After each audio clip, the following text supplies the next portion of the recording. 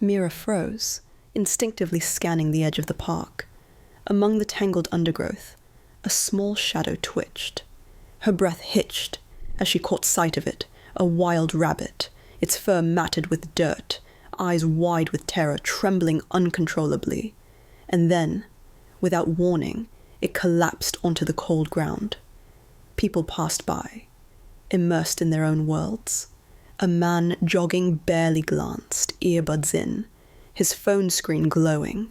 A group of teenagers laughed as they pushed skateboards along the cracked pavement. No one stopped. No one even slowed. The rabbit's tiny chest rose and fell in shallow, uneven gasps, each breath a fight. Mira's heart clenched. She dropped to her knees, careful not to startle the creature further. "It's okay, little one.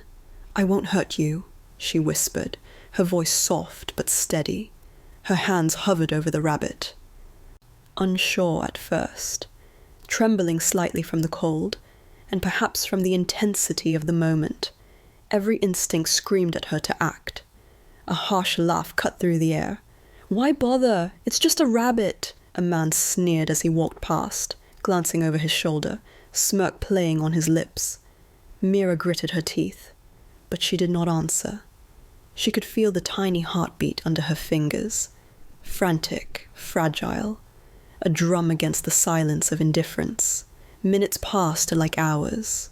The rabbit's legs twitched weakly, its ears flicking nervously at every sound.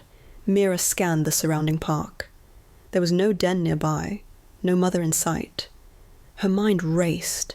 She had no wildlife rehab center nearby, no immediate access to a vet, and yet she could not leave it there, not in the cold, not to face whatever predators might roam these urban edges. She gently scooped the rabbit into her palms, feeling its small, trembling body press against her warmth. Its breathing was uneven, shallow, like a fragile candle flickering against a draft. Mira's chest tightened as a panic clawed at her. She whispered encouragement, almost as if talking to herself. "Hold on. We'll find help. Just a little longer." The sound of approaching voices made her glance up. A group of children, backpacks bouncing with each step, had noticed the rabbit. "Ew, it's probably dead," one muttered, crouching to snap a picture. Another added, "Why does she even care? It's just a stupid animal." Their words stung, sharper than the icy wind cutting across her cheeks. Mira stood firm, her hands still cradling the rabbit. "Please, don't touch it. It's hurt. It needs help," she said, her voice gaining a quiet authority that even she hadn't expected. The children laughed, tossing the words like pebbles, circling her briefly before moving on. The rabbit shivered, terrified, its tiny claws pressing lightly against her palms. Mira felt a coil of tension in her chest, a mix of fear, determination, and anger at the world's indifference. Then a soft, unexpected sound echoed from the tree line, a distant rumble, almost like the growl of thunder, or maybe a branch snapping under unseen weight. It made the remaining observers pause. Mira's eyes were fixed on the rabbit, unwavering. "I'm not going to let you hurt it," she murmured, her voice calm yet carrying a subtle command. A promise. The rabbit's ears twitched, and Mira adjusted her hold, shielding it from the wind with her coat. Every movement, every shallow breath, every tiny heartbeat sent a current of emotion through her. The world outside that moment, the sneers, the laughter, the city noise, faded to background hum. It was just her and this fragile life, balanced on a knife edge between survival and loss. A rustling from behind made her spin. A man stepped out of the shadows of the park trees, green jacket brushing against the frost-tipped branches. His eyes were sharp, measuring, but not unkind. "You found it?" he asked quietly, almost cautiously. "Yes," Mira said, still low-voiced. "It collapsed here. I don't know why. No one else was helping." Her gaze shifted down to the rabbit, torn between relief and terror. "I can't carry it far. It's too fragile. He knelt beside her, studying the small animal. You've handled it well. Not everyone would have the patience.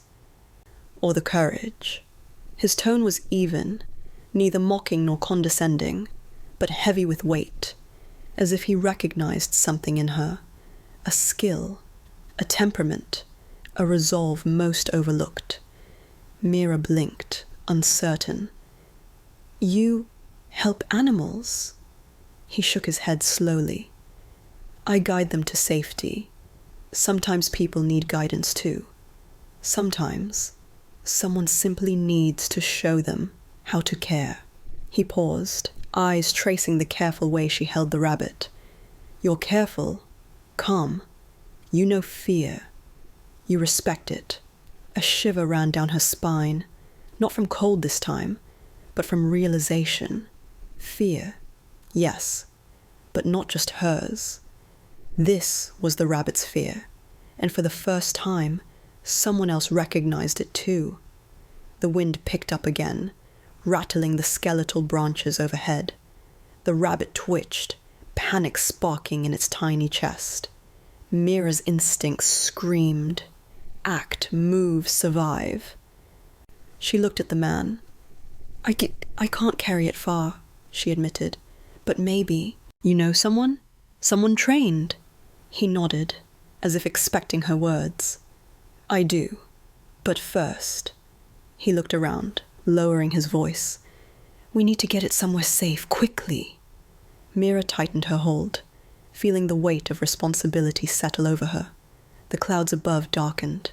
The chill deepened. But in that moment, she was more than a passerby.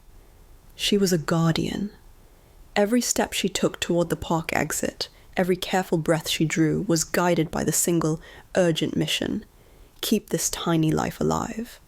The man extended a gloved hand toward her. We move fast. You keep it safe. Mira nodded, hand still cradling the rabbit. Together, they edged through the frost-covered grass, the city sounds muffled beneath the suspense of urgency. Each snap of a twig, each flutter of the rabbit's ears, each heartbeat, seemed amplified. They ducked behind a thicket of evergreens, where the branches formed a natural shelter. The man retrieved a small collapsible carrier from his bag. I'm Officer Reynolds, he said quietly. I work with wildlife rescue. And you have the touch of someone who sees the fear in an animal's eyes. Mira blinked, cheeks flushing. I couldn't leave it there, she whispered.